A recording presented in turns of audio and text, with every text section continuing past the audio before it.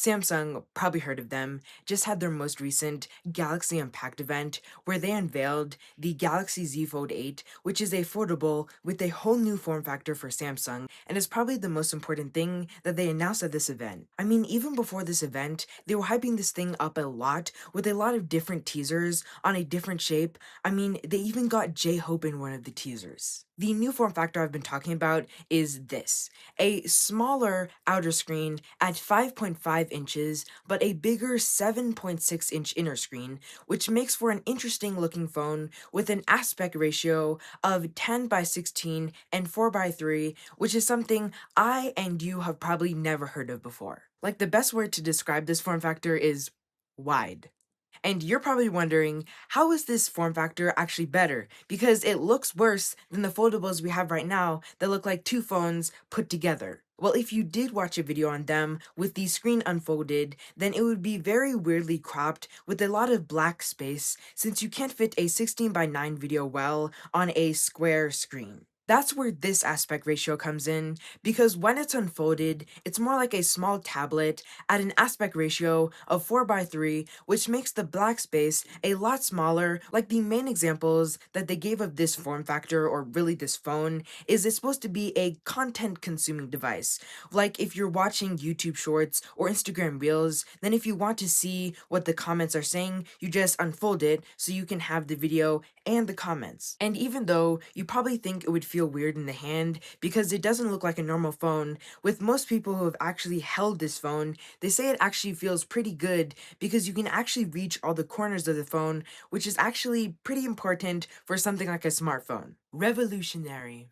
Though being that size does make it smaller than a lot of the smartphones we have right now, so this might be a hot take or not really that hot of a take, depending on how you feel about it, but this might be the new smartphone for a lot of people because a lot of people who buy smartphones do like that form factor, but they don't always want that form factor. They might want something bigger to watch a video on, like this video. Oh, and did I mention, unfolded, it can also be used in a 3 by 4 aspect ratio by rotating it, which kind of turns it into something like a Kindle shape, which is a perfect example since some examples Samsung gave for it are that it's great for reading. It's almost like this phone is perfect for the people who want a small phone that can also change into a tablet, but also can be a Kindle at the same time. So it's like a 3-in-1 display if you're counting.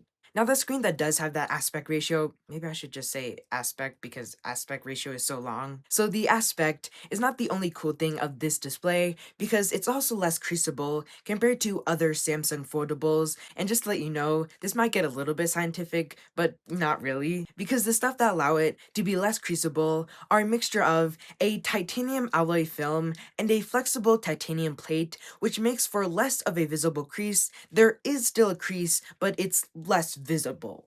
Okay, now to move on something other than the design, let's move on to some of the specs. So as for a quick fire round or a spec fire round, it's got a 50 megapixel ultra wide camera, a 50 megapixel wide camera, and two 10 megapixel selfie cameras, because you do have to remember that since this is a foldable, it has two selfie cameras, one on the inner display and the outer display. It's also got the Snapdragon 8 Elite Gen 5 chip, 12 gigabytes of RAM, and 256 gigabytes of storage to start with, 45-watt wired charging, 20-watt wireless charging, the first silicon carbon battery in a Samsung device that's a 4,800 milliamp hour cell with 26 hours of video playback, so you could watch that 24-hour, 24 Chef series in one go, but that also means that Mr. Marquez Brownlee can't say that this phone doesn't have a silicon carbon battery. And lastly, it's pretty thin at 4.5 millimeters, and it's pretty light at 201 grams, which Samsung says makes it the lightest fold in the world. To compare, that's about the weight of 4 eggs, 6 to 7 slices of toast, or 2 bananas, but those are just estimates, so don't quote me on that. Now, the price of this phone is still expensive, but not really what I thought it would be, because it starts at $1,899, which is not what the rumors expected or what my brain and I really thought it would be.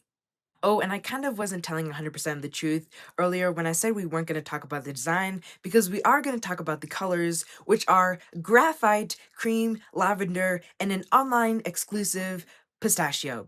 Pistachio. Pistachio. Pistachio.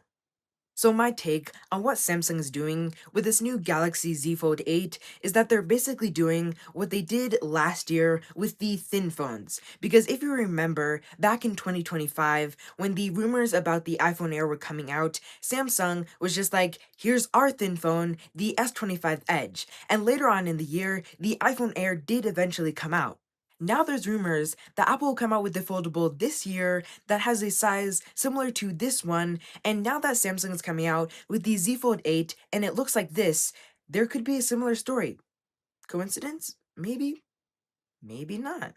But other than that, this is a really cool idea because when folded, you have a relatively useful phone, but when you unfold it, it's way more useful than a lot of the other foldables on the market right now. Like, it literally makes unfolding a better experience, again, unlike a lot of the other foldables on the market right now. So that makes it basically the last form that Samsung needs to close its market of foldable devices.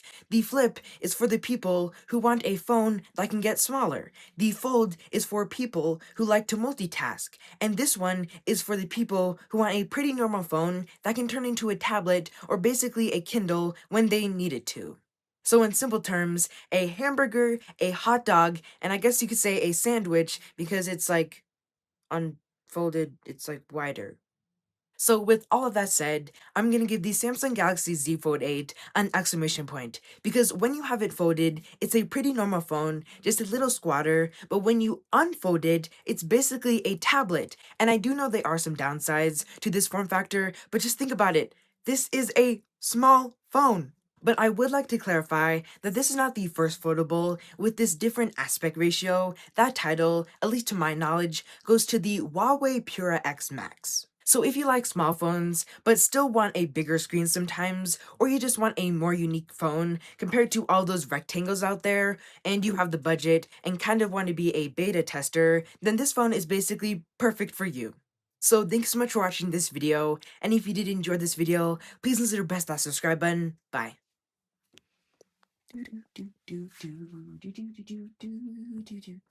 Pistachio, pistachio, pistachio, pistachio. What is that from?